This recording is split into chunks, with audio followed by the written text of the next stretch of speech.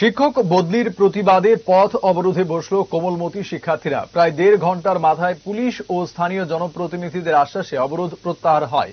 ঘটনা চুড়াইবাড়ি দ্বাদশ শ্রেণী বিদ্যালয়ের সামনে। বৃহস্পতিবার চুড়াইবাড়ি দ্বাদশ শ্রেণী বিদ্যালয়ের শিক্ষার্থীরা বিদ্যালয়ে এসে জানতে পারে বিদ্যালয়ের বায়োসায়েন্সের শিক্ষক প্রবীর দাস অন্যত্র বদলি হয়ে গেছেন। কিন্তু তার বদলি না হওয়ার জন্য প্রথমে বিদ্যালয়ের প্রধান শিক্ষিকা সবিতা রায়ের সঙ্গে শিক্ষার্থীরা আলোচনা করে, কিন্তু তিনিও তাদের যথারীতি আশ্বাস দিতে না পারায় দুপুর 12টা থেকে বিদ্যালয়ের সামনে চুড়াইবাড়ি কদমতলা মূল সড়ক অবরোধ করে বসে স্কুলের শিক্ষার্থীরা।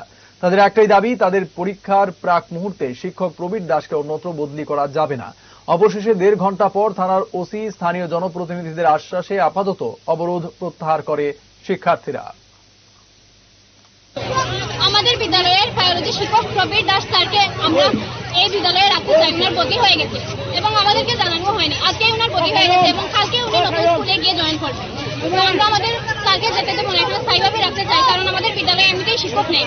আর প্রতি বছর এই সময় পরীক্ষার সময় আমাদের বিদ্যালয় থেকে শিক্ষক নিয়ে নেওয়া হয়। আমাদের প্রত্যেকে দেখা যাচ্ছে যে ছাত্র বেশি আর শিক্ষকের মাত্রা কম আছে।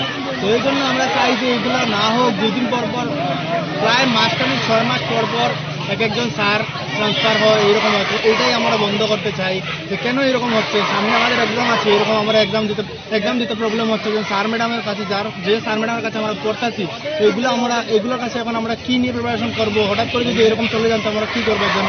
এটাই আমরা দাবি যে আমরা স্যারকে এরকম যেতে দেবো না, এটাই আমাদের দাবি। আর আজকে আমরা রাস্তার মধ্যে এরকম করেছি।